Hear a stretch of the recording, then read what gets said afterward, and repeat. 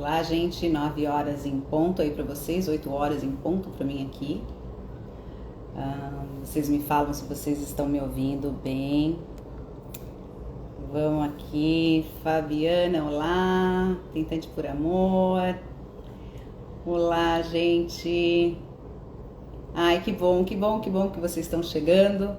Daqui a pouco o doutor Arnaldo me manda aí a solicitação. Hoje vai ser uma live. Boa noite, Roberta. Boa noite todo mundo que está entrando. Gente, não vou conseguir falar uma por uma. Mas a gente vai seguindo assim a live. Tami, oi. Tami não, Tati. Estão me ouvindo? Obrigada, Rosana. Legal, gente. Hoje o nosso bate-papo vai ser bem interessante, gente. Na verdade, eu tava morrendo de saudade do Dr. Arnaldo. Faz tempo que a gente não faz uma live. E no grupo que eu tenho do Telegram veio uma sugestão, assim, e aí eu falei, poxa, nada melhor do que falar com ele, para ele me dizer o que ele acha, e ele na hora topou. E é sobre os bastidores da ovodoação. Então é um tema muito legal, porque as pessoas querem entender, né, o que significa, como que faz, como que a doadora, como que a clínica, né, recebe essa doadora, enfim. A gente vai bater esse papo com o Dr. Arnaldo, ele vai contar pra gente e vai ser bem interessante, gente. Acho que vai ser bem útil e eu acho que vocês têm que aproveitar e perguntar o que vocês quiserem. Já vou adiantando, gente, que pode ser que a gente deixe muitas perguntas para trás, porque a live vai ser bem dinâmica. Deixa eu aqui, o doutor Arnaldo solicitando. Eu gostaria muito, gente, que vocês mandassem as perguntas, quando vocês fazem as perguntas nos comentários. Peraí, gente. Seja bem-vindo! Ai, que saudade, doutor Arnaldo! É sempre uma alegria. Sempre. Que bom, Sempre que bom. encaixar numa página aqui para um pouquinho só é sempre uma alegria. Só encaixando aqui. Enquanto o senhor vai encaixando, eu vou falando aqui para as meninas que eu gostaria que elas mandassem as perguntas, que a gente não fica focando nos comentários. Então tem a caixinha de pergunta do lado do comentário lá, uma caixinha de interrogação. Manda as perguntas para lá, para a gente vai tentar responder o máximo que a gente puder. Mas prestem atenção na live, porque no decorrer da conversa, provavelmente a sua pergunta vai ser respondida aí, tá? Olha aqui, eu já até mandei fazer uma cópia para ler concomitantemente. Tem muita pergunta aqui.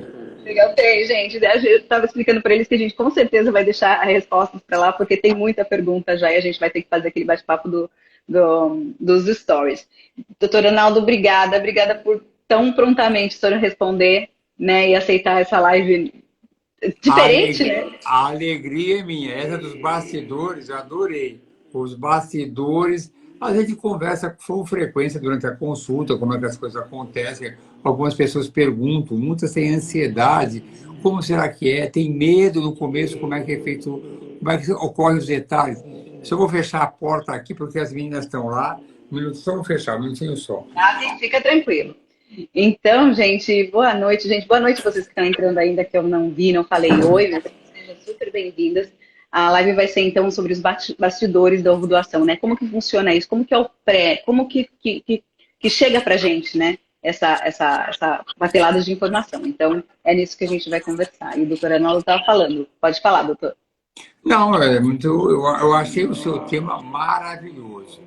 E eu acho que muitas pessoas se interessaram porque aquele momento da paciente sentir ou ouvir pela primeira vez que é indicado para ela usar um óvulo de uma doadora, a partir daquele momento, além do estresse inicial, ela começa a pensar como será que isso é. E eu, como sou uma pessoa que trabalha há muito tempo, eu lembro quando há 20 anos atrás eu falava em ovo doação, eu falava, parecia que eu era um criminoso, os pacientes ficavam ovo doação. Isso é permitido? Claro que era permitido, mas não tinha tantas informações como têm hoje disponíveis para que as pacientes entendam como funciona. E graças a pessoas como você, que eu acho isso maravilhoso, mostram o seu caso de sucesso e sabe que isso é um procedimento viável, é ético, é legal.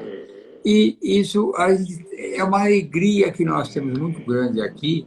Eu já vou falar que a Mariana, que nós sempre falamos dela, se nega a estar em frente ao vídeo, ela não quer falar, mas nós sabemos como é difícil essa passagem. Então, quanto mais informações nós podemos passar para as pacientes, quanto mais informações você passa, como isso é bonito, como esse gesto, ele é uma prova de amor das pessoas, que a vida é ótima, que é um ótimo procedimento. Eu acho isso interessantíssimo. Eu aprecio muito o que você faz por essas mulheres, o que nós fazemos, e você, com as suas lives, com os seus comentários, ajuda muito as pessoas a produzirem aquilo que eu acho uma das melhores, se não a melhor coisa da vida, é ter uma família. E filhos é algo que é muito importante para a gente constituir uma família. Por isso, parabéns, eu fico muito feliz de estar também colaborando da minha maneira para o seu Instagram, que é maravilhoso. Ai, obrigada, doutora Arnaldo. Assim, eu quero deixar claro, assim, as pessoas às vezes perguntam, ai, mas por que IPGO? Porque eu falo, gente, simplesmente porque tenho um vínculo para a vida toda com ele, né? Com o senhor e com a IPGO, com a Mariana, assim, para a vida toda mesmo, né? Que eu tenho os meus laços de fita através de vocês, né? Por ter acreditado, por ter me dado a mão, né? Por ter me dado acolhimento, que eu não tinha essa rede de apoio, não existia nada disso, né, doutora Arnaldo? E eu tive Não. muitas dúvidas, tinha muito medo, tive muito mesmo. E aí hoje eu penso, quando eu olho para trás, eu falo, eu não entendia nada do que, né, do que aconteceu, dos negativos, de aborto, essas coisas, eu não entendia nada. E hoje eu falo, era uma missão muito linda, assim, eu acho que era, Deus escreveu isso para que eu pudesse passar para as pessoas e tinha que ser desta maneira. Né? Então, assim, eu realmente te agradeço tanto, tanto, sou tão grata pelo senhor, assim, pela IPGO, pela sua vida, pela Mariana, pela Fran, por todo mundo, que realmente fizeram parte de uma história muito linda, da parte mais linda da minha vida. Assim, obrigada do fundo da minha alma, doutora Naldo. Mas você não tem ideia do prazer. Eu sempre digo que é o contrário, a flecha é ao contrário. O prazer que nós temos aqui em ver as pessoas felizes é aquilo que nos move a sempre querer cada vez mais. Porque vejo você feliz e outras mulheres felizes, e a Mariana, que trabalha com a gente aqui somente há 27 anos, porque ela é um problema na minha vida por uma vez, ela não vai embora, quer ficar aqui, quer trabalhar, quer falar com os pacientes a qualquer hora. É um amor que nós temos em ver as pacientes engravidando. E aquelas que não conseguem através dos seus próprios ovos, por várias razões, menopausa precoce, falência ovariana por quimioterapia, casos oncológicos, ou a idade que passou. Não interessa o motivo, o que interessa é que ela vai ter seus filhos, vai ter sua família, e é uma missão que a gente vê o lado interessante disso tudo. Quando ela é engravida, acabou, não existe o ovo doado, é meu filho que está aqui. Tanto é que eu ponho no meu e-book, nos livros que eu escrevo, sempre que bendito o fruto do vosso ventre. É uma coisa maravilhosa. A nossa emoção é sempre muito grande e acho que é um setor aqui que é separado junto, mas é uma sala dela, Mariana, é um setor que é um pouco isolado, mas dentro da mesma casa, mesmo prédio. Mas é uma coisa que você gosta, que é o grau de satisfação. E uma frase que eu gosto de falar para os pacientes: todas as pacientes que ficam grávidas e têm seus bebês por ovulação têm uma única queixa, uma única reclamação. Por Me que arrependi de não fazer antes. Hã? Me arrependi de não fazer antes. E por que eu demorei tanto tempo para ter feito isso? Eu tenho umas histórias interessantes. Uma que veio uma vez aqui, que ela, na primeira consulta, eu falei sobre a doação, ela fechou a cara. E quando eu fui examiná-la, o marido falou: por favor, não fale mais sobre ovo doação para minha mulher. Eu falei: tudo bem, é uma opção deles, é o direito deles. E aí eu tentei algumas estimulações, era um ovário com uma falência ovariana, repetidamente com insucesso, tinha óvulo, tinha embrião, não ia para frente. Depois que ela conseguiu a gravidez, ela fez essa frase comum: por que isso me fez esperar tanto tempo? Aí eu abri o prontuário e eu falei bem aqui assim para a paciente: olha aqui o seu marido me falou. E ela, com bom humor, falou: e quem mandou você obedecer meu marido? na gozação. Mas são essas coisas que acontecem. E eu vejo aqui também, depois, se você quiser, tem algumas perguntas interessantes de pessoas conhecidas até, que gostam de perguntar, e eu acho que responder essas perguntas pode ajudar bastante as pessoas a aceitarem essa missão que é engravidar com óvulo doado. E eu entendo perfeitamente a demora que as pacientes têm em aceitar a ovodoação. Eu tenho pacientes que vêm anos aqui, olham as nossas doadoras e vão pensar, olha, eu vou pensar, mas é um tempo que ela tem que ter. Quando vem alguém numa consulta e eu indico ovodoação, eu sempre falo, olha, para o seu primeiro contato, conversa, eu vou te mostrar como é a ovodoação, quem são as doadoras. Eu tive uma história recente aqui que eu achei muito engraçadinha, uma paciente que veio do Rio de Janeiro, 42, 43 anos, estava já com essa indicação, mas estava insegura, não estava preparada. E aí eu perguntei no fim da consulta, você já alguma vez teve algum contato para saber mais sobre ovodoação? Ela falou, não, nunca tive. Então vamos fazer uma coisa, eu vou acabar a consulta e vou se preparar para receber o óvulo, o embrião de óvulo doado, e também se você quiser tentar mais uma vez com seus óvulos, é um direito seu. Tá bom. E aí eu fui almoçar perto da hora do almoço, que é aqui perto. Quando eu voltei, ela estava esperando o táxi e me fez um gesto. Já resolvi. Olhei a doadora, adorei. Vai ser ovo doação. Eu achei lindo porque foi aquele primeiro contato que ela relaxou e ficou tranquila e aceitou. Eu acho isso o máximo. Então, é importante que as pessoas conheçam, porque a gente, aqui no PJ, nós não desviamos do nosso foco.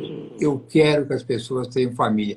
E você sabe, eu vejo você, as crianças, o grau de felicidade que você tem. É muito bom.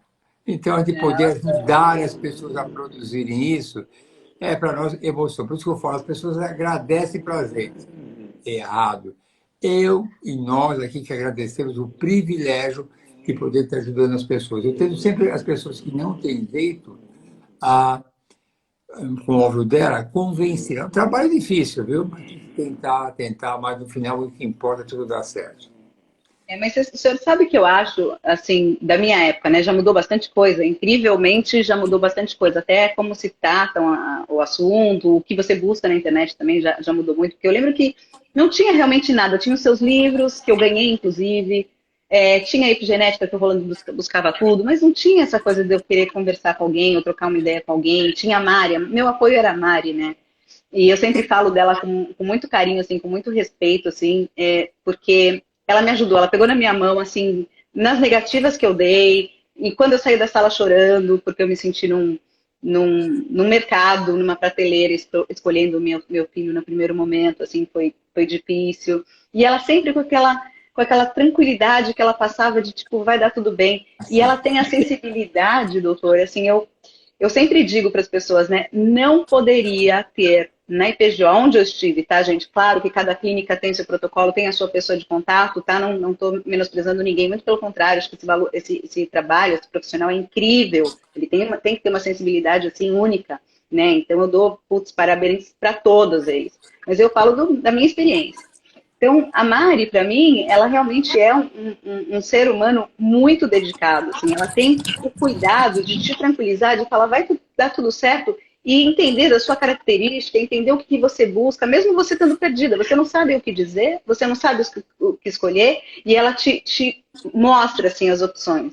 Né? Então, assim, as vezes que eu saí chorando, que eu vim com negativo, ela falava, Lu, vai ficar tudo bem, e vai ficar tudo bem, com aquela calma que aquilo me tranquilizava e aquilo me acalmava. Era a rede de apoio que eu tinha, era a Maria Fran. Não, mas E ela encanta as pacientes e hoje em dia, como observação, como os tempos mudam. Grande parte das pacientes vem aqui, em primeiro lugar, passam com a Mari. A maioria conseguiu, e mudou. As pacientes às vezes vêm procurar um óvulo num acolhimento. Lógico que tem o conhecimento da idoneidade do IPGO. Mas se não tiver um acolhimento e ter o óvulo da doadora que interessa, também não interessa dar prosseguimento. Mas eu dou, graças a Deus, sempre tem a Mário, como as outras também. A Fran, que trabalhou aqui 23 anos, resolveu que não quer trabalhar mais, não é com a gente, está indo para um outro esquema que tem aquele que casou, tem uma hamburgueria, mas está feliz. É uma pessoa. E eu tenho esse apego, porque aqui no PGO, de um modo geral, quem começa aqui fica anos, há 23 anos, aqui tem 25 anos, 18 anos, vou ficando aqui, brigam comigo, mandam em mim, eu tenho que seguir a linha o que elas querem, mas vale a pena obedecê-las. E uma coisa que eu acho importante também falar, eu sempre falo contigo, né, doutor Arnaldo, mas assim, o doutor Rogério Leão é incrível, a doutora Paula é incrível, foi ela que me contou que eu tinha gêmeos, que era gêmeos. No exame que eu estava de sangramento, eu fui desesperada na clínica, ela e a Carol, na época. Então, assim, toda a equipe, todos os médicos, todos os profissionais que estão aí dentro, eles têm essa sensibilidade, essa empatia de tranquilizar. Então, quando eu falo com o doutor Arnaldo, é óbvio, porque foi o meu médico, né? Mas todos que eu passei, todas as pessoas que eu tive contato na IPGO sempre me trataram com muito acolhimento e muito carinho, no momento que eu não tinha ninguém, né? Hoje as pessoas, e eu acho isso um ponto negativo hoje, tá, doutora Arnaldo, da rede de apoio, da internet, que as pessoas, às vezes, elas querem saber mais que o médico, né? Não que elas querem, mas aquela ansiedade que a gente tem, a gente acaba até atrapalhando, porque a gente coloca um peso maior, uma ansiedade maior, a gente quer exames que não precisam ser pedidos, ou querem comparar um tratamento com outro. Ai, mas por que meu médico não pediu isso também? Eu vejo isso no grupo de Telegram que eu montei. Hoje a gente está com 184 mulheres exclusivas de ovo doação. Tá? É um link que eu adiciono eu convido pessoalmente e não deixo aberto para realmente filtrar, porque eu acho que é um assunto muito individual. Quando você coloca uma terceira pessoa para realizar o seu sonho, é muito difícil colocar entre casal mais um para você poder gerar o seu filho. E vem todos os medos que não acontecem numa FIV, né, normal, com os próprios ovos, aquela coisa toda. Então, eu preferi fazer dessa maneira. E dessa maneira, com essa exclusividade, tem mais de 180 pessoas. Né? Eu tive essa semana eu até comentei no grupo que eu tive 2 maridos. Eu achei isso tão incrível, doutor Arnaldo. 2 maridos entrando em contato comigo, perguntando se podia entrar no grupo de Telegram, porque ele queria ajudar, pegar mais informações para a mulher, porque a mulher estava com dúvida, ainda não estava. Coisa que eu não via. Então eu falo, gente, que bom que existe isso, né? Então tem os dois lados que a gente precisa tomar muito cuidado. E com isso tudo gera a dúvida, né? Poxa, mas como que se escolhe a doadora? Ah, mas minha clínica não tem banco de óvulos.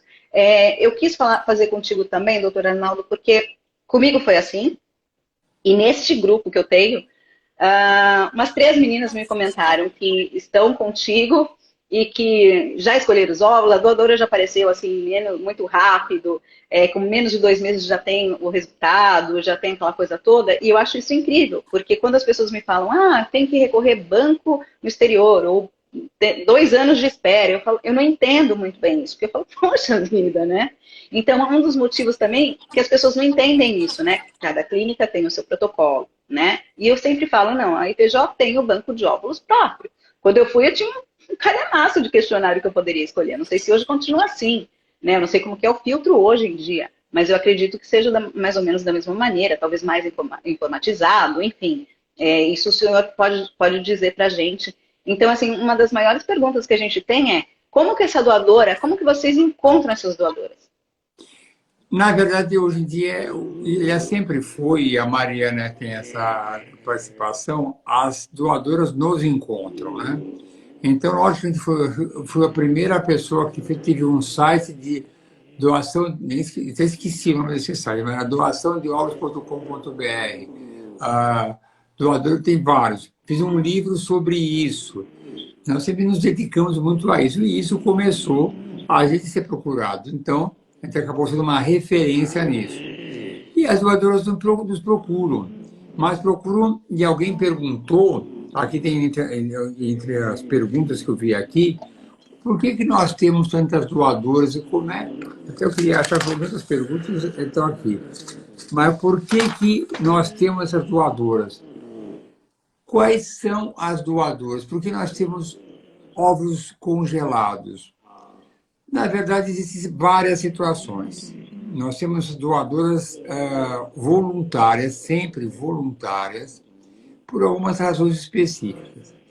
Uma coisa que é interessante é que, há algum tempo atrás, o Conselho Federal de Medicina proibia a doação de óvulos voluntários.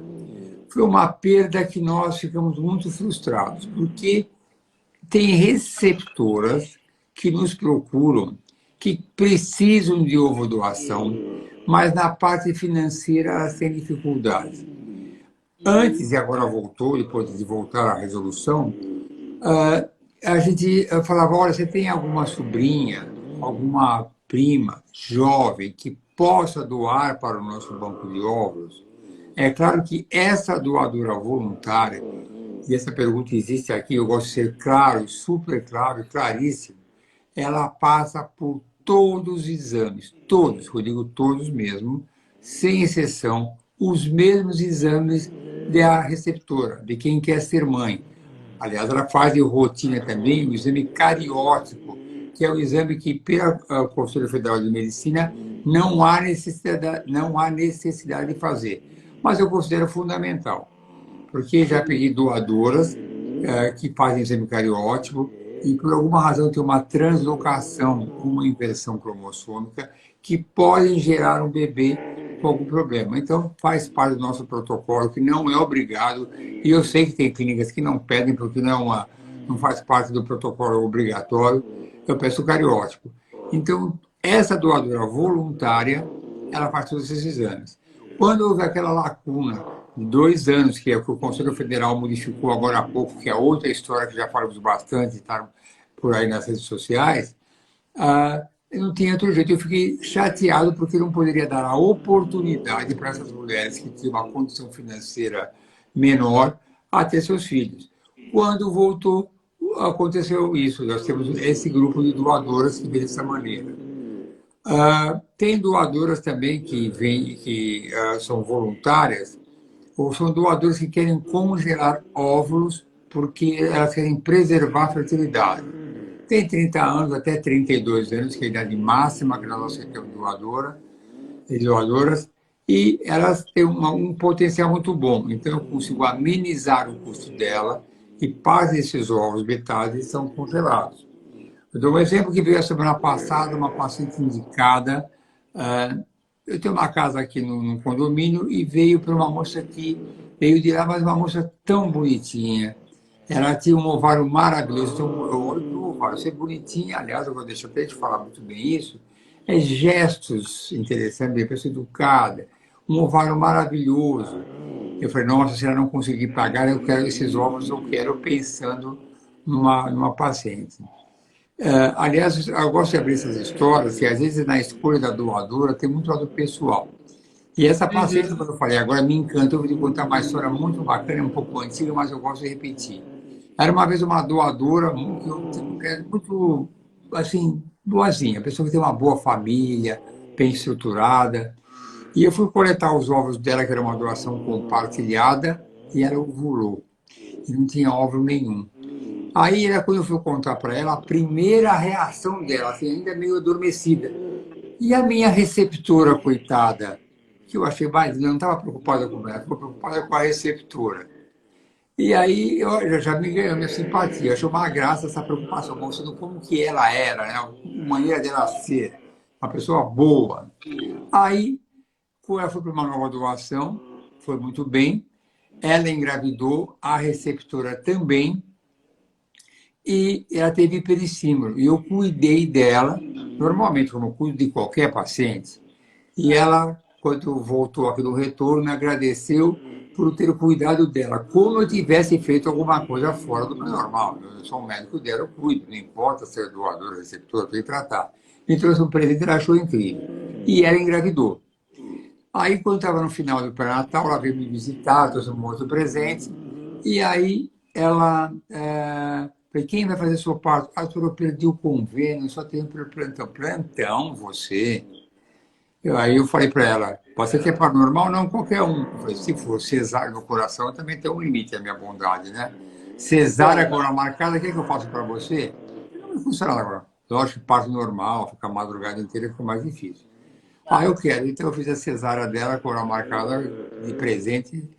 Ela até agora estava com 36 anos, e uma paciente querida minha, parecia, eu falei, eu tenho uma doadora que eu adoro, só ela está com 36 anos já. Ela não é permitido, mas eu falei, eu teria óvulo, filho com óvulo dela. E ela falou, se o senhor falar isso, eu também concordo, eu também quero. Nem quis ver.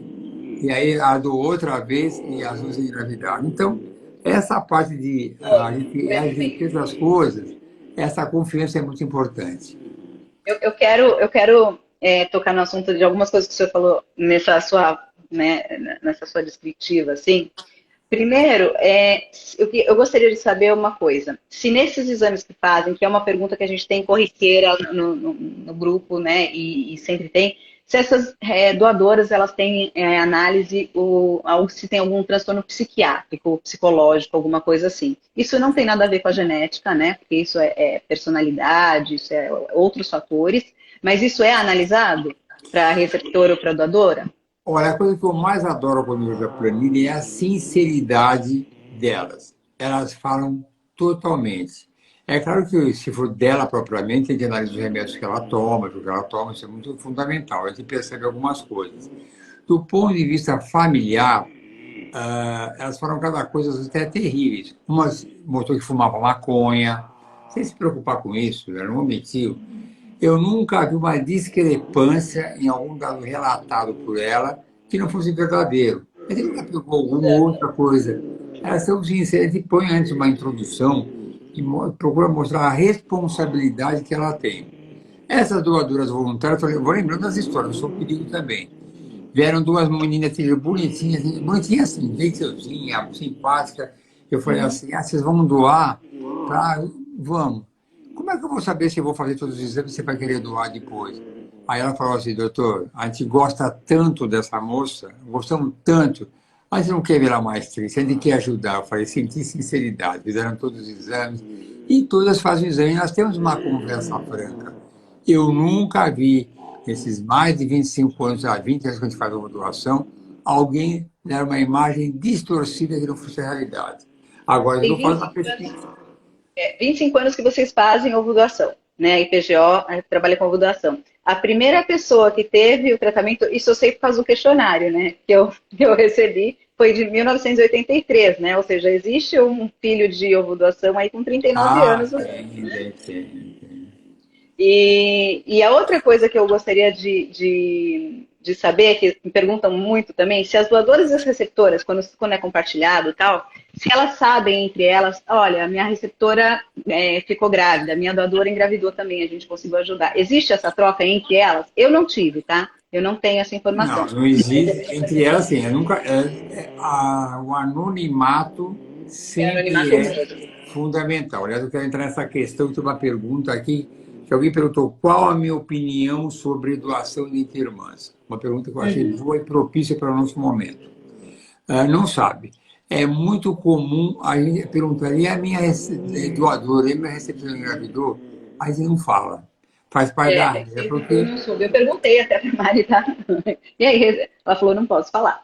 a gente não fala porque se Segue a você... vida e eu falei, claro.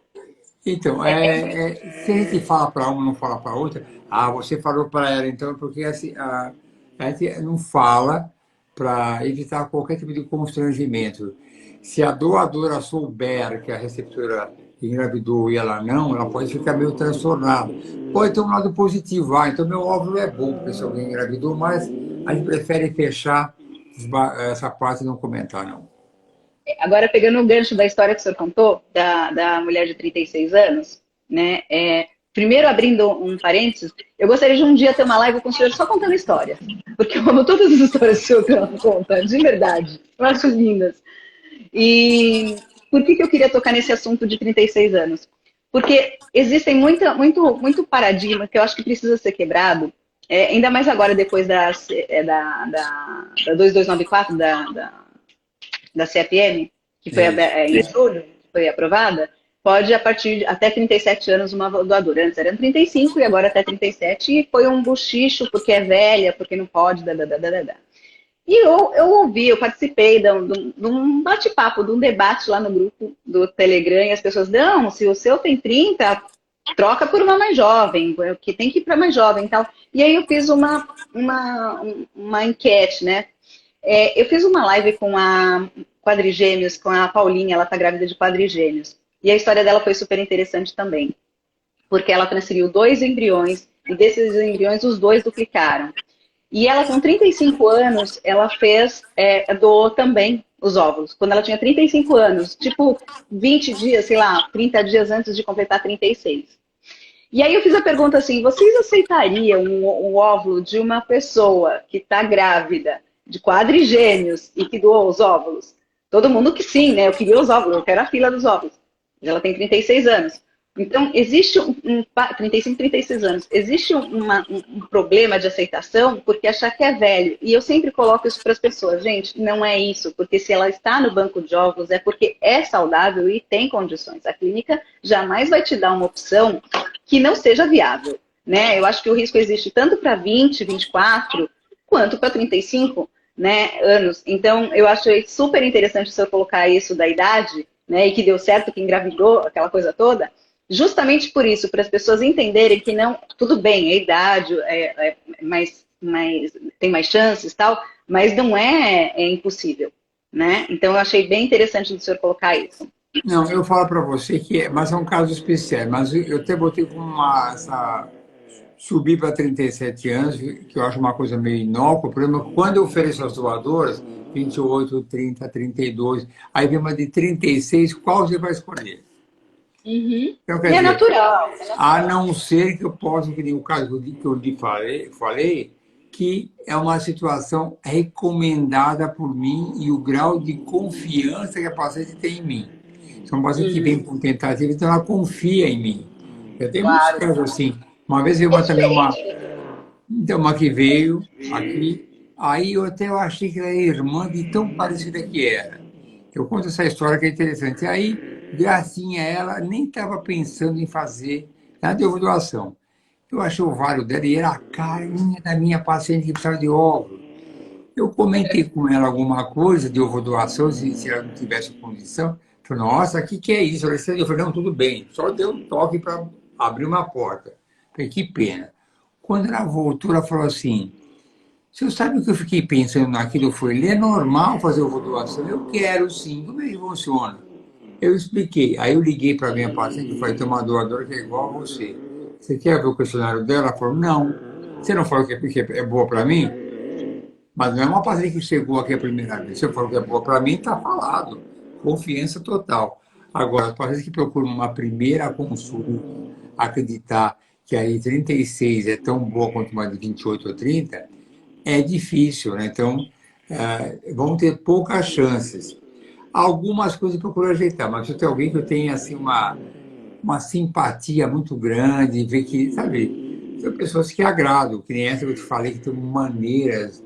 É o jeito dela. Né? A gente não quer dizer que essa genética vai passar. Muitas pessoas, um dos exames que a gente faz quando o paciente quer é a ancestralidade. Eu tive caso, eu quero saber se na família dela tem índio, tem algum negro lá. É um direito dela.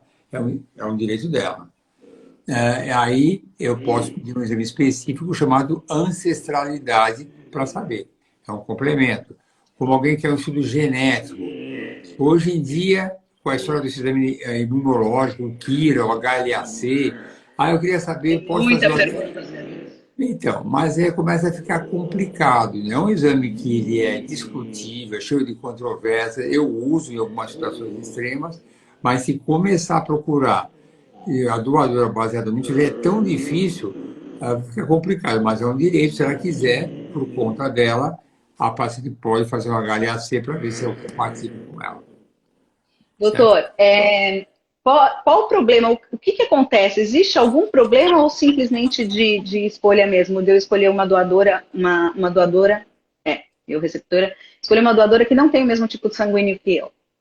Não, não tem problema nenhum. Existe problema? Eu vou dizer para você o seguinte: é bom de conhecer a vida, eu sou uma pessoa preocupada com a família. E Uhum. ela escolheu uma doadora de um sangue compatível, já teve casos assim, não vai implicar em nada na gravidez. Mas eu sempre penso nessa criança que vai nascer um adolescente, que nós nunca temos certeza exata como vai ser o comportamento dele. Se for um adolescente depressivo, com que tem algumas dificuldades da vida, falar que o tipo de sangue não é, que ela não é a mãe dela, no mesmo óvulo, será que não pode gerar algum conflito maior? Bom, eu prefiro não ter nenhuma responsabilidade sobre isso. Então, eu luto para que as pessoas façam com sangue compatível. Mas já pegando uma carona nisso, alguém perguntou aqui qual a minha opinião em irmã doar para irmã. E tem até uma pergunta aqui, tá? O Rafael está dizendo, Rafael Fragoso, minha irmã pode doar os óvulos para mim? Agora pode, né? Agora você pode até quarto grau de parentesco, você pode ter a irmã, primo, mãe, né? E sobrinho, se eu não me engano, doando óvulos, né? Eu posso responder para ele que ele está querendo arrumar um grande problema para o futuro. Porque um dia as coisas podem se modificar e pode se tornar um enorme problema. Eu não sei se vai ter, mas você pode ter situações qualquer. Alguém também que haja uma incompatibilidade mãe e pai, porque fica sabendo, você não é minha mãe é minha tia, ou a tia tem uma evolução financeira, fica sabendo, isso pode não ser bom. Não acho uma boa ideia. Eu não acho. Eu acho. Deixa eu colocar a minha experiência, tá? O senhor sabe, eu tenho minha família enorme, somos 5 irmãs, e quando eu estava fazendo tratamento com o senhor, assim, que dava errado, que não dava, que eu achava que eu queria desistir e tal, e quando eu abri para minha família, assim, 2 das minhas irmãs das 5, né, das 4 a mais que eu tenho, falaram para mim, Nana, não se preocupa, eu te dou meus óvulos, né? Se esse é o problema, eu te dou meus óvulos. Naquela época não podia, tá? Quando eu fiz, não podia. Mas naquele momento, a única coisa que eu soube fazer é ter uma crise de choro, né? E falar que não queria, né? Que preferia o anonimato. Por quê? Porque a primeira sensação que me veio com isso de imaginar a cena foi das pessoas, disso ser um peso muito grande para mim, das pessoas ficarem olhando e comparando, é a cara da Yara, é a cara da Renata, a Renata ou a Yara se apegaram muito à minha filha, mais do que tia, assim, de eu ter esse sentimento. E eu achei, naquele momento, lá atrás, onde não podia, que aquilo poderia ser um problema, vir a ser um problema para mim, psicologicamente, um peso para mim.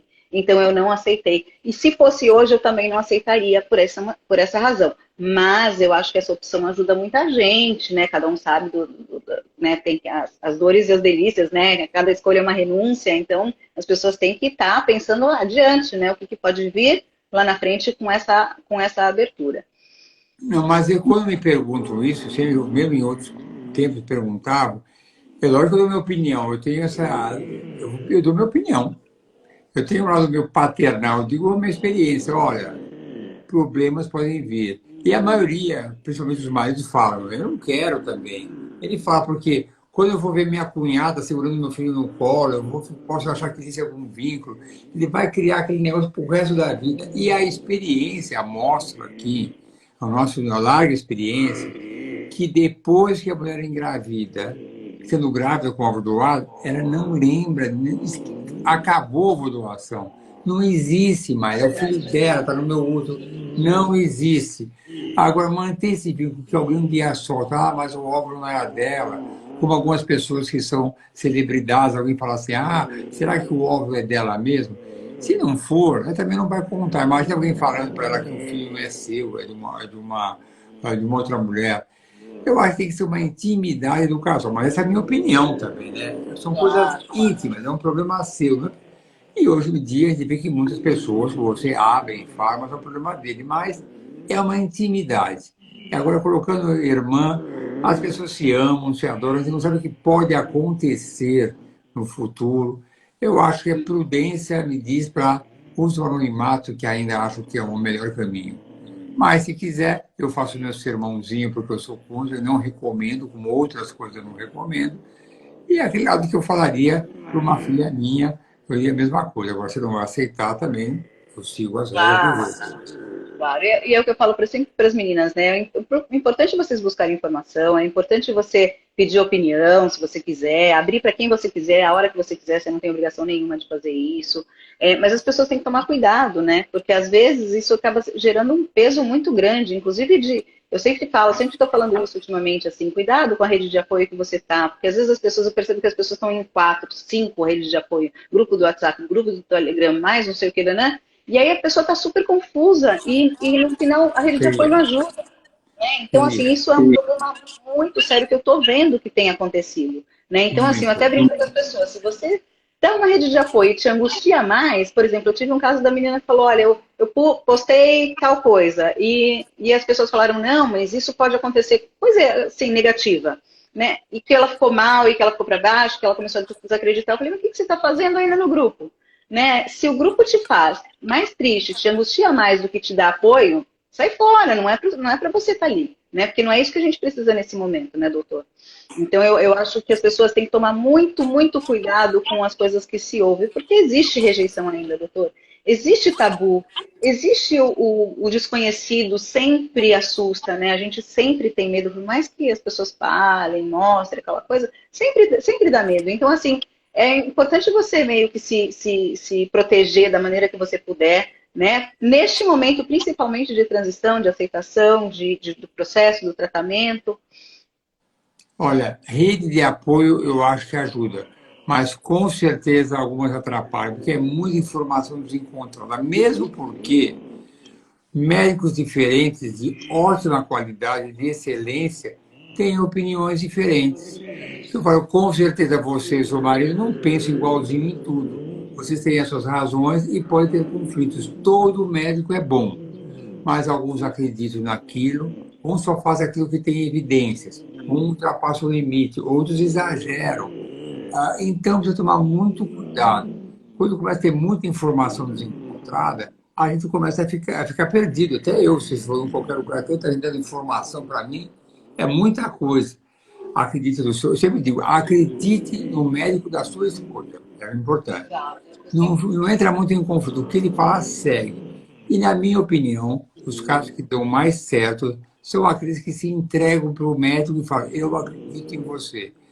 E trazer uma dúvida, lógico que eu estou pronto a responder dúvidas, mas tem algumas que são conflitantes e acho que desgastam e frustram demais a paciente. Ela fica com o problema da depressão, porque achar que tem alguma coisa que alguém fez, começa a comparar com uma, comparar com outra.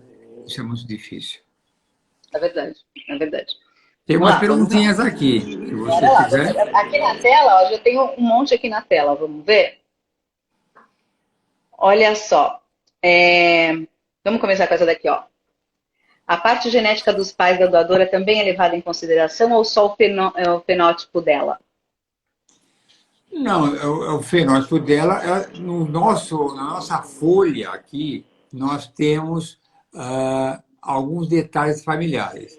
E é muito interessante que a gente explica, ela tem a parte física da paciente, colocar. Linda!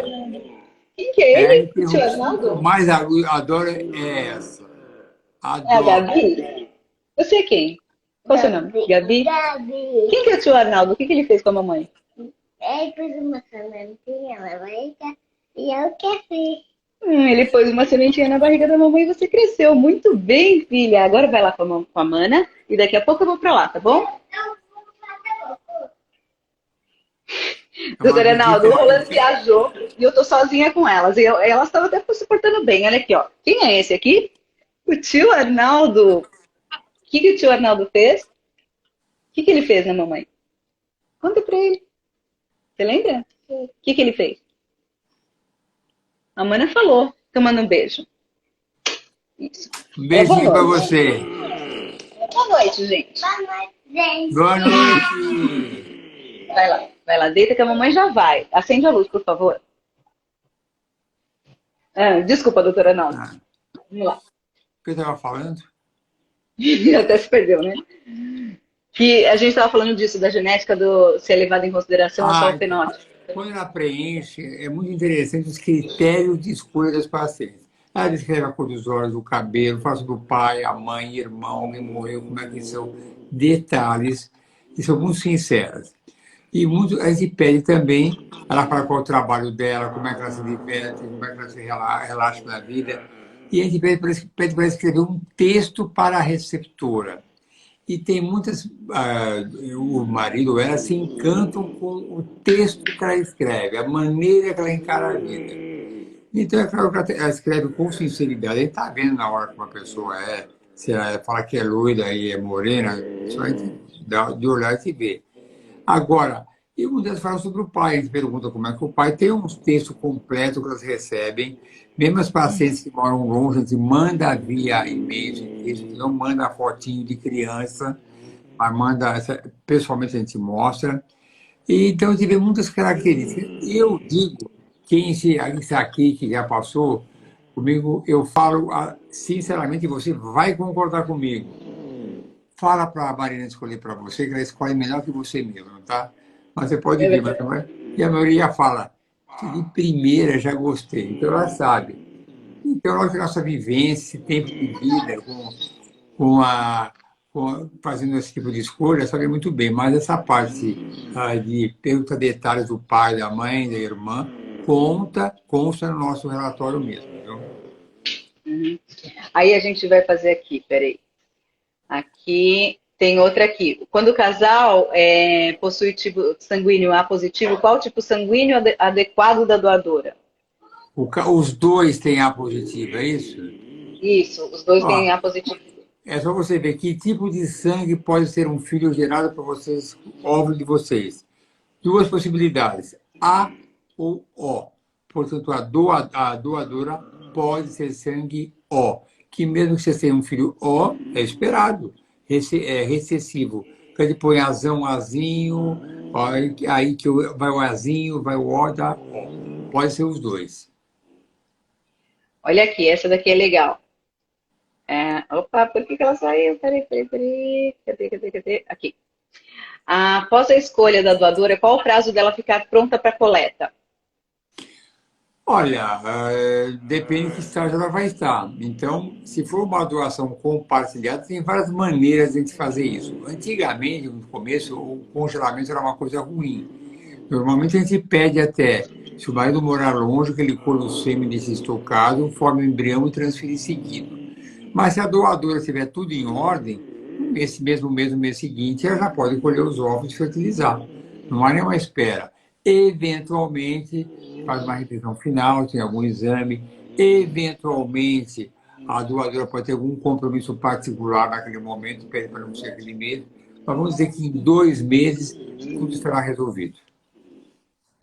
Legal, vamos lá, próxima. Qual o prazo? Essa também é legal. Aqui, ó. Qual o prazo da clínica IPGO dá para preparar uma doadora? Olha, ela tem que cumprir todos os passos. Eu quero os exames de doenças infecciosas, fazer o cariótipo, que é o exame que mais demora. De um modo geral, depende do ritmo que ela vai dar. Se a doadora chegou hoje, ela vai preparar com o ritmo dela, que ela puder. Eu vou ver se ela tem convênio ou não. Tem convênio que pede autorização para algum exame. Mas, de modo geral, 1 mês e meio. A doadora que chega aqui é preparada, o importante, se ela não estiver totalmente preparada, ela não vai doar óvulos. Tanto é que algumas receptoras, a Mariana mostra a doadora para ela, fala, mas faltam alguns exames que ela não me trouxe ainda. Então já está já na pauta. Tá.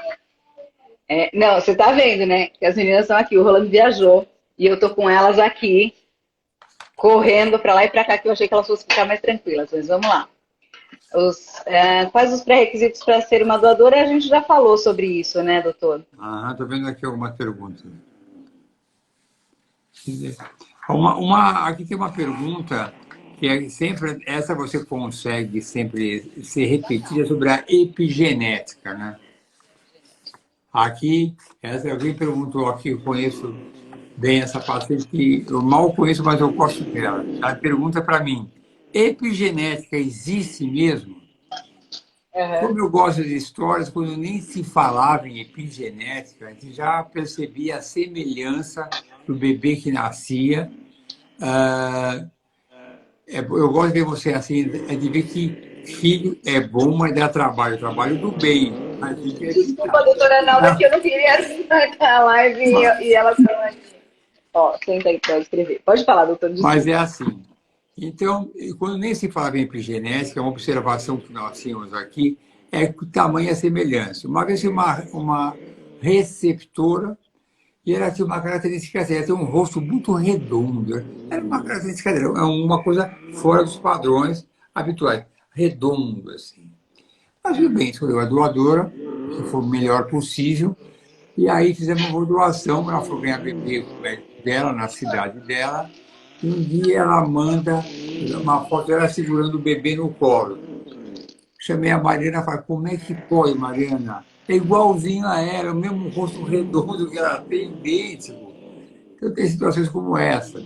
Outra vez veio uma paciente que veio com um bebezinho já nascido, uma consulta, e a mãe veio junto, e a mãe nem sabia que era doação, nada, era uma coisa dela. E aí, quando entrou na sala de exame, a mãe falou, doutor, como me parece com a minha filha? É igualzinha essa parte aqui. Eu falei, tá vendo? Tá lindo mesmo. Aí eu cochichei para a paciente, sua mãe falou que é a sua cara, quando nasceu, todo mundo fala. Então, antes nem se falava em epigenética, a gente já observava a semelhança. Lógico que não há uma obrigatoriedade, porque às vezes escolhe, nasce com a cara do marido, né? Isso pode ser normal, né? Mas quando eu comparo epigenética, a gente fala que é a capacidade que nós todos temos os genes iguais, mas alguns genes são apagados e outros são acendidos, né? São mostrados. E a comparação que eu dou, que eu já falei num podcast, que o embrião recebe a carga genética como recebesse um texto escrito, que tivesse parágrafo, palavras, pontuação, com acentuação, e igual. E o organismo, na epigenética, modifica algumas coisas. E aí eu conto como exemplo uma frase que Napoleão disse no julgamento, que ele escreveu assim, o juiz deu para o réu. Se o juiz condena, vírgula, eu não absolvo, certo? O escrevente, que era amigo do réu, mudou a vírgula e colocou, se o juiz condena, eu não, vírgula, absolvo. Então, a mudança da vírgula mudou totalmente o sentido da frase, mostrando que o que faz epigenética é fazer um pequeno detalhe e muda todo o sentido. É isso que ele faz, essa capacidade. Eu dou outros exemplos. Uma palavra, secretária e secretaria, para, proposição e para do verbo parar. Então, são esses detalhes que a epigenética faz. Modifica um pequeno detalhe que a pessoa se adapta. Então, para essa pergunta, a epigenética existe mesmo? Sim. E quais as taxas de sucesso na ovodoação e na IPGO, doutor? Olha, a nossa sempre eu ponho ao redor de 65%. Então, já comparamos 65%, 68%, 62%, mas sempre média, 65%. Eu gosto de ser muito claro com isso, porque muitas pacientes falam, nossa, você falava que o meu óvulo era velho, e agora então eu vou engravidar com certeza? Não. Cada 3 pacientes que fazem tratamento de ovodoação, uma delas não vai engravidar. Então, doutora, é comum as mulheres hoje têm muito mais informação, por exemplo, eu não tive a informação de preservar minha fertilidade, né, de congelar óvulos, essas coisas todas, né, eu não tive essa informação. Hoje está tendo muita informação e as pessoas estão fazendo. Essas mesmas pessoas, normalmente elas congelam óvulos também e elas doam? Ou elas não doam nesse momento, elas só congelam? para Existe aqueles que isso? perguntaram da onde vêm esses óvulos dos bancos doados, realmente é dessas pacientes que às vezes querem preservar a fertilidade, é analisada, tem um óvulo maravilhoso, produz 20 óvulos, então ela congela 10 para ela e 10 para o banco de óvulos e ameniza o custo. Uma maneira de você ampliar. Mas eu gosto de repetir várias vezes que todas elas passam pelo mesmo tipo de exame que quem Do vai mesmo gerar critério. mamãe e pai, mesmo critério. Perfeito. Aí, a Vida de gente mãe é vai... assim, um olho no peixe, um olho no gato. Tá comigo, chega lá. Gente, ir Olha, com duas não é fácil. Dizem que menina é mais fácil. Ai, meu Deus do céu. Mas tudo bem. Vamos lá pro primeiro. A mamãe tá falando. Lembra que a gente combinou? Nós combinamos. Procura aqui, ó. É porque essa caneta fuja. Tá bom, procura aí. Olha só, agora tem bastante dúvida, doutor, sobre qual bom, isso já perguntamos. E o exame KIR, ele deve ser feito somente para a mulher ou para o marido também? O exame KIR. não, o Kir é uma combinação, né? Então, vamos dizer, a mulher que tem o KIR, eu vou simplificar, padrão AA, é porque já tem uma parte imunológica exacerbada, tá certo? Então, então é para ela. Agora, para o marido, para o homem, no caso até para a doadora, é o HLA-C, para ver se há uma combinação correta entre os dois. O KIR é feito para quem vai receber o embrião, para ver qual tipo que ela é. Se for o KIR AA, nós vamos ter que ser mais específicos quanto à doadora, porque aí são duas cargas imunológicas diferentes. Porque nós todos, quando nós chegamos no útero da nossa mãe, nós trazíamos uma carga genética da nossa mãe e do nosso pai. E o nosso pai seria um corpo estranho, mas a nossa mãe se adaptou e nós fomos em frente. Como você, na sua gestação, você nem fez nada de quilo, você se adaptou e aceitou a carga genética do seu marido e também da doadora. Mas se a pessoa tiver um padrão imunológico que irá, pode ser uma reação maior. Então, nesse caso, obrigatoriamente, a gente põe um único embrião e aí a gente faz um complemento medicamentoso para amenizar esse impacto imunológico. Doutor, costuma ter perda em óvulos após congelamento, descongelamento? Se ela tiver 10 óvulos, lógico que pode não ter nenhuma perda, mas eu diria que é uma boa chance de perder de 10 e para 8 óvulos seria uma perda natural dos óvulos congelados. É uma perda. Tá. E vamos lá aqui. Dá para responder mais algumas, doutor? Eu estou tranquilo. O horário aqui é longo. Tem o DH, o Teodoro, né? DH Teodoro, ele está me perguntando aqui, ó. Aí ele perguntou o que vocês podem me dizer. Então vamos lá. Minha esposa tem 50 anos, nunca teve filhos, teremos que fazer uma FIV com ovo doação. É a nossa esperança, né? É a nossa esperança. Sim, eu acho que sim, é a sua esperança. Você sabe que uma das coisas, tem coisas que marcam muito mais que nem você imagina. Que eu fiz uma doação com o seu marido, eu fiz uma doação, uma live com ele, e ele contou uma história que me marcou muito. Desculpa. Ele contou uma história que me marcou muito, que eu achei o máximo a história, e eu estou repetindo, eu entendi, de um amigo do amigo dele que ligou para ele pedindo uma opinião sobre ovo doação. Porque esse Na verdade, amigo... não foi nem sobre a opinião sobre a doação, foi falando que o amigo dele perdeu o filho, né? E aí ele queria outro filho, não sabia como fazer, e o Rolando contou toda essa história. E aí engravidou e ele ligou agradecendo depois, né? Eu achei isso o máximo, como isso pode ajudar. Então, eu achei bacana como eu imagino sempre a perda de um filho, o drama, o trauma que não tem nenhuma recuperação, não tem nada que possa substituir, mas ter uma outra criança ameniza tranquilamente essa perda incrível. Então, essa história me marcou muito e eu acho o máximo. Eu conto para muitos pacientes, eu repito essa história. Eu acho o máximo. Eu tenho aqui uma pergunta, doutor. Contar ou não para os filhos depois? Eu tenho aqui essa pergunta. O senhor quer dar a sua opinião? Eu tenho a minha formada, né? Não, eu acho que é uma opinião particular de cada um. Exato. É uma coisa muito clara. Eu acho até que tem que ver, né, no roteiro da vida se aquilo vai se encaixar ou não naquele momento. Eu sou muito preocupado como são as crianças e os adolescentes. Eu não vejo por que não contar e não vejo por que contar.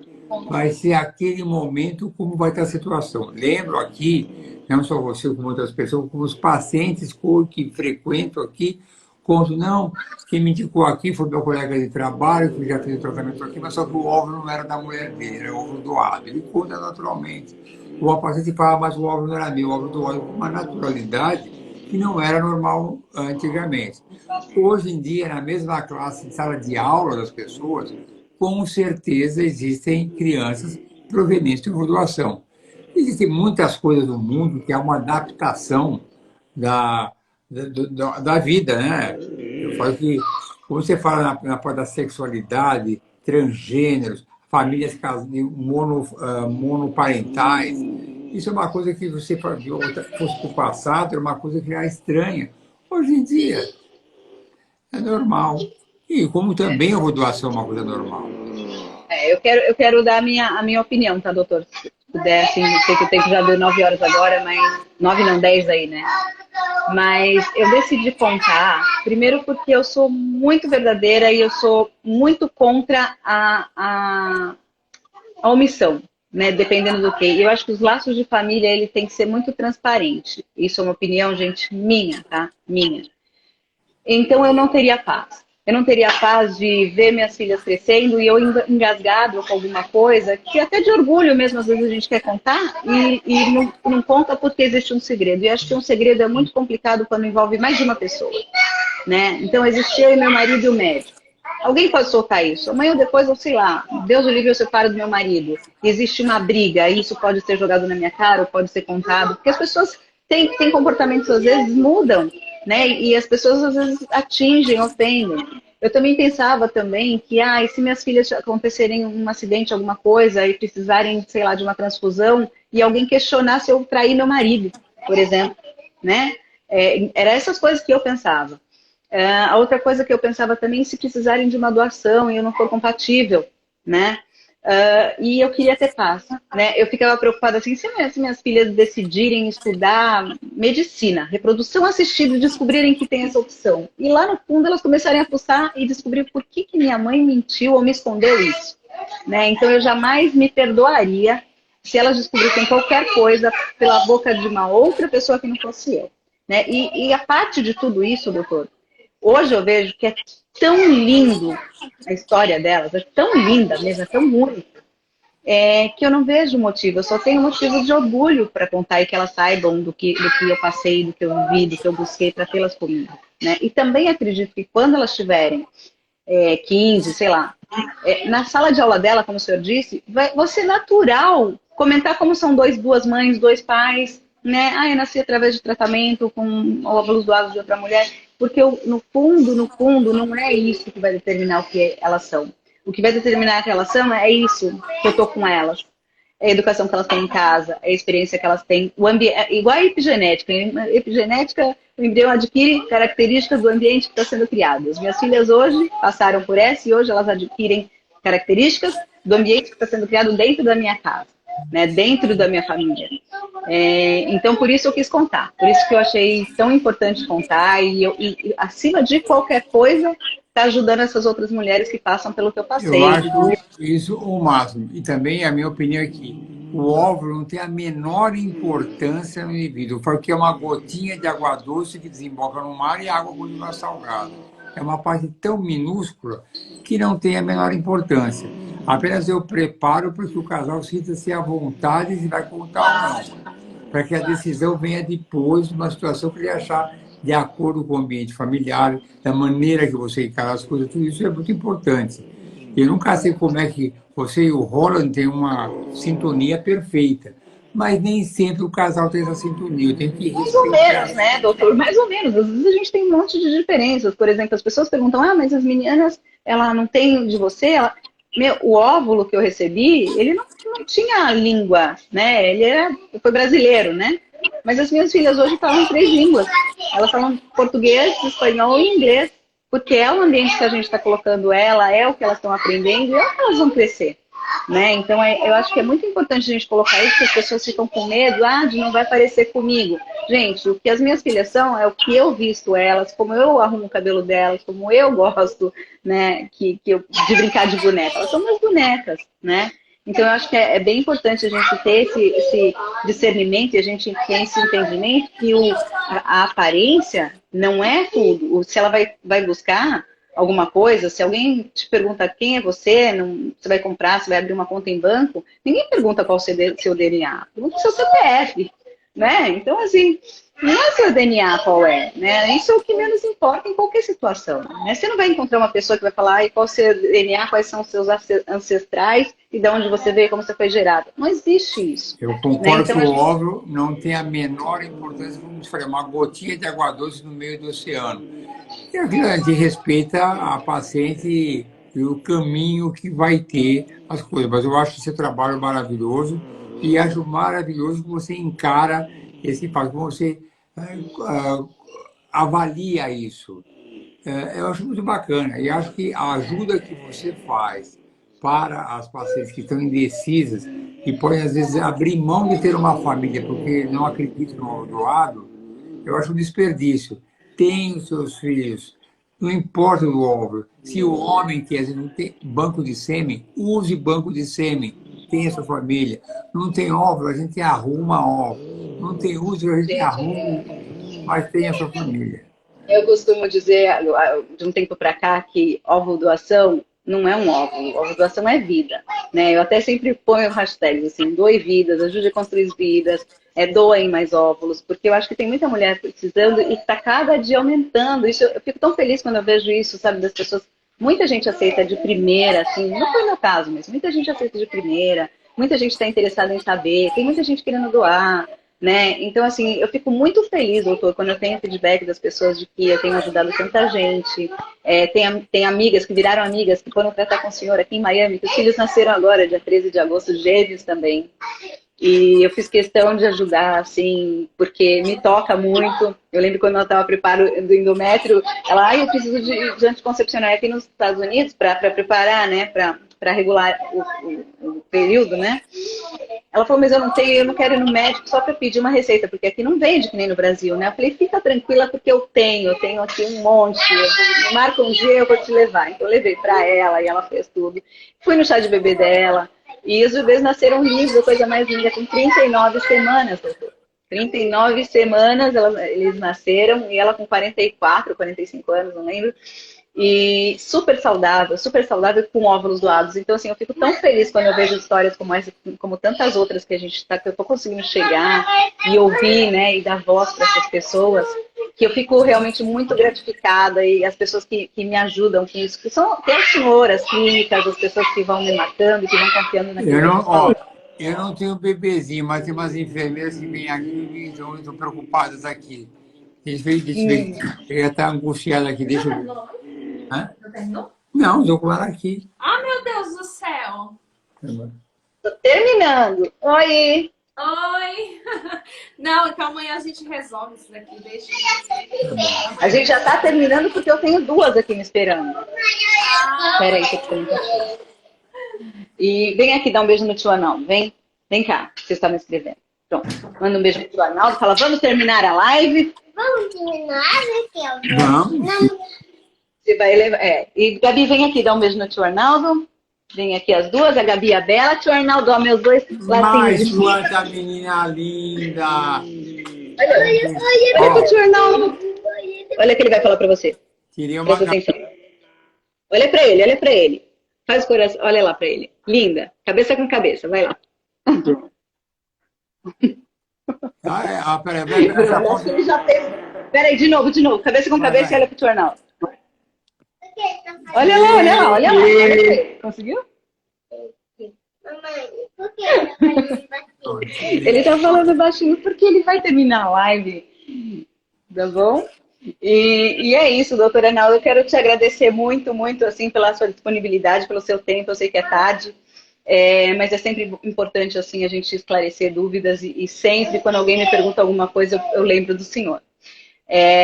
Eu também queria dizer para as meninas, assim, agradecer todo mundo que estava com a gente agora, né, que aí no Brasil ainda já está tarde, e dizer que as perguntas que tiverem ainda, que a gente não respondeu, a gente faz aqueles stories, né, doutor? Tem muitas, eu vou mandar também. E a gente vai respondendo, porque o doutor Arnaldo sempre responde, gente. Isso eu acho incrível, eu acho muito legal dele. Assim, ele pega domingo dele, depois da corrida dele. Vem, eu sei. Isso então, aí obrigada. já virou isso. De domingo até virou para mim hora marcada. Acabei vou lá. A sexta dele é respondendo perguntas. Não, mas eu negocio em família, que horas que dá, ou mais cedo ou mais tarde, mas vou lá. E eu gosto demais de responder essas perguntas. É um prazer, eu adoro. Só que eu não dou conta. O meu fôlego vai até 80 respostas. Mas tem 180 perguntas, mais de 100 ficam sobrando, não dá, né? Não, é difícil mesmo. A gente quer responder para todo mundo, a gente quer ajudar para todo mundo e às vezes não dá. Mas enfim, doutora Arnaldo, obrigada. Manda um beijo para a Mari, para todas as meninas aí, para o doutor Rogério, para a doutora Paula. Outro grande para o senhor, para sua família. Tá? No A caso, para Bel todo também é mundo. nutricionista, o Renan, que é o acupunturista, e todo mundo. Tá? Mas aqui tem muitos adendos. A doutora Thais, minha filha mais nova, e a doutora Camila, minha filha mais velha. Que legal, que legal. Muito legal. Eu tô louca para ir para o Brasil, para conhecer a clínica reformada, né? Mas tomar o meu cappuccino. Ele eu não esqueço. Olha, eu já contei essa história Já no contou essa próximo. história. Que não adianta que eu não vou trocar minha máquina de cappuccino. É antiga, mas é a melhor de todas. E quando eu for, é essa que eu quero. Tá? Em novembro, eu já tenho passagem comprada para novembro, dezembro, e ficar dezembro e janeiro aí no Brasil. Você vai, Então, eu quero te ver. vai ficar gravada no seu Instagram essa live. Vai ficar gravada no meu Instagram. Eu vou te mandar por e-transfer também. O senhor pode gravar onde o senhor quiser. Enfim, mas eu te mando ela completinha também. E muito obrigada, doutora Arnaldo. Se o senhor quiser dar uma palavrinha aí para as pessoas que de verdade têm muito carinho para o senhor e um conselho assim para as pessoas, né? Alguma coisa de legal assim sobre a ovodoação, sobre esses bastidores assim, para as pessoas confiarem no que vocês fazem, que eu sei que é com maior carinho, maior empatia, maior acolhimento do mundo que eu sei que vocês têm. Mas a palavra é sua. Não, mas eu preciso dizer que toda vez que eu faço minhas gravações de domingo, eu faço questão de repetir. Família é fundamental. Ter filhos é fundamental. Não, é lógico que é difícil essa passagem de ter que abandonar o sonho de ter filho com o próprio óvulo. Mas a vida é assim. Às vezes você não tem o sonho número 1, fica com o número 2. Mas não deixe de ter seus filhos com ovulação. É lindo, maravilhoso. Uma garantia que eu dou, a partir do momento que você estiver grávida, não existe mais óvulo doado. É o seu filho que está no seu útero. Bendito o fruto do vosso ventre. É lindo, é maravilhoso. E como eu disse no começo, o único arrependimento dessas mulheres é por que eu demorei tanto tempo para ter feito isso? Mas brigam comigo como eu não tivesse incentivado. Brigam em termos de brincadeira. Você devia ter me obrigado a fazer. Eu gostaria, mas não posso, né?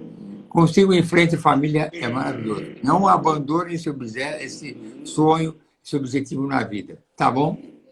Legal, doutor. Muito, muito, muito obrigada. Um beijo grande para o senhor e para todo mundo aí. E obrigada para as pessoas que estão aí com a gente até agora assistindo. Vou colocar agora a live no Feeds lá e depois eu te mando a íntegra aí pelo e-transfer.